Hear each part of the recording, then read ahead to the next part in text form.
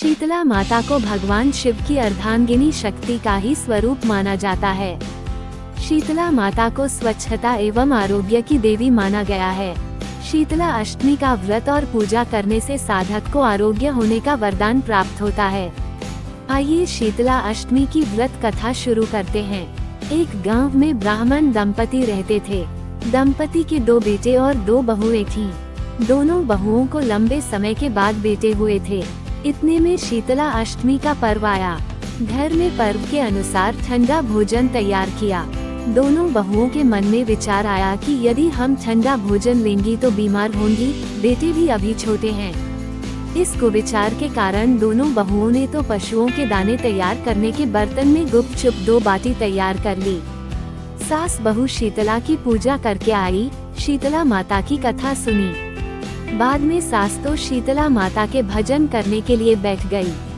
दोनों बहुएं बच्चे रोने का बहाना बनाकर घर आई। दाने के बर्तन से गरम गरम खाना निकाला और पेट भर कर खा लिया।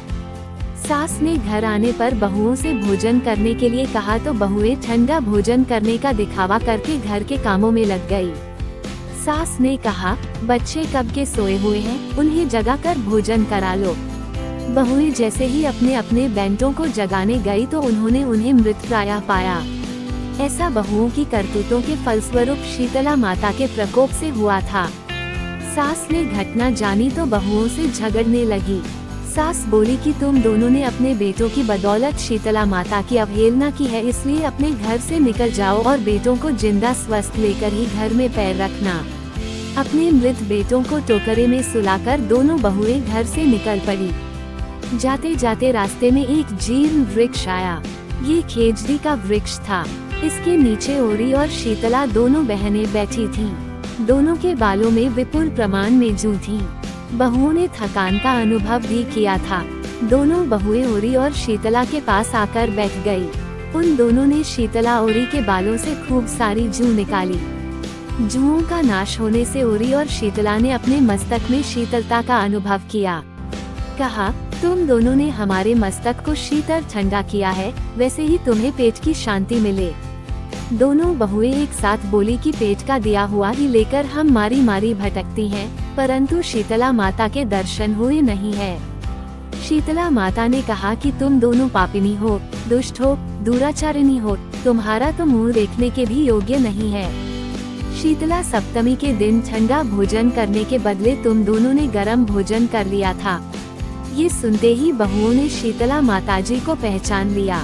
देवरानी जेठानी ने दोनों माताओं का वंदन किया। गिड़गिड़ाते हुए कहा कि हम तो भोली भाली हैं, अनजाने में गरम खा लिया था।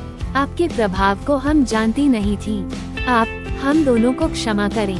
पुनः ऐसा दुष्कृत्य हम कभी नहीं करेगी।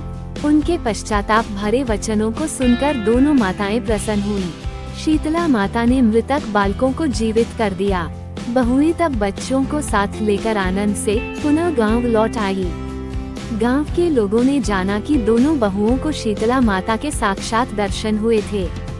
दोनों का धूमधाम से स्वागत करके गांव प्रवेश करवाया गया।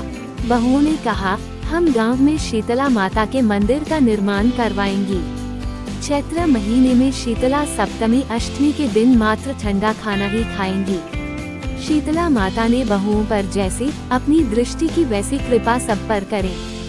श्री शीतला माँ सदा हमें शांति, शीतलता तथा आरोग्य दें। शीतले त्वं जगन माता, शीतले त्वं जगत पिता, शीतले त्वं जगत धात्री, शीतलाय नमो नमः। बोलो श्री शीतला मात की जय।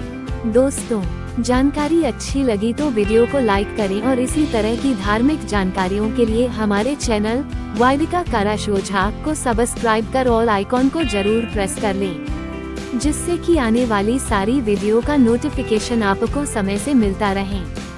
धन्यवाद।